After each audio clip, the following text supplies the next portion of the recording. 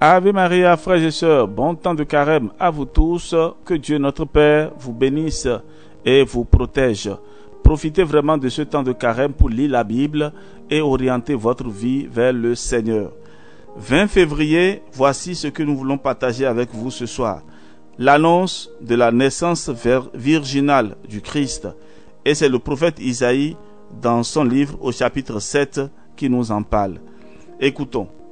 Voici le premier de 7 passages d'Isaïe qui vont se suivre ces prochains jours.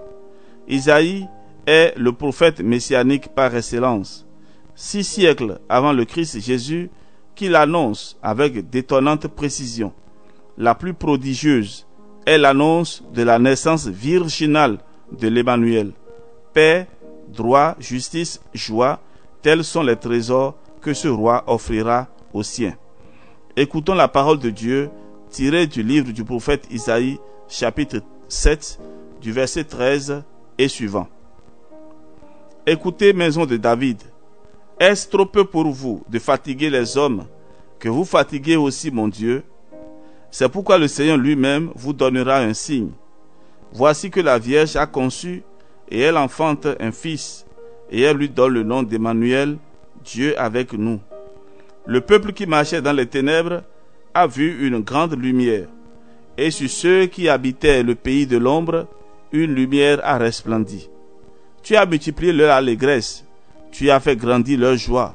Ils se réjouissent devant toi, comme on se réjouit au temps de la moisson, comme on jubile en partageant le butin. Car un enfant nous est né, un fils nous a été donné. L'autorité souveraine a été posée sur ses épaules, et on lui donne pour nom Conseiller admirable, Dieu fort, Père éternel, Prince de la paix. Étendue est sa souveraineté pour établir une paix éternelle. Il siégera sur le trône de David et régnera sur son empire pour l'affermir et le maintenir en établissant le droit et l'ordre de Dieu, dès maintenant et pour toujours. Voilà ce que fera le Seigneur de l'univers dans son ardent amour. Parole du Seigneur, nous rendons gloire à Dieu. Frères et sœurs bien-aimés, nous bénissons le Seigneur pour l'annonce de la naissance virginale du Christ. Donc le peuple qui marche dans les ténèbres a vu surgir une grande lumière.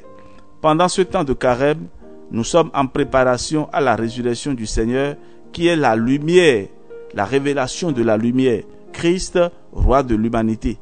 Alors nous allons marcher avec le Seigneur pendant ce temps de carême de façon sincère. Ce n'est pas seulement aller à l'église et prier comme les autres, mais une réelle conversion du cœur. Changez de comportement. Faites la liste des péchés qui reviennent souvent dans vos vies. Faites la liste de vos mauvais comportements et demandez au Seigneur de naître en nous pour les purifier. Demandons au Seigneur la bénédiction. Toi, Seigneur, qui es né dans le monde pour dire aux hommes l'amour du Père, donne à tous tes enfants un cœur d'enfant pour l'accueillir et le diffuser. Et que ta bénédiction descende et demeure sur chacun de nous, au nom du Père et du Fils et du Saint-Esprit. Amen. Dormez bien. À demain.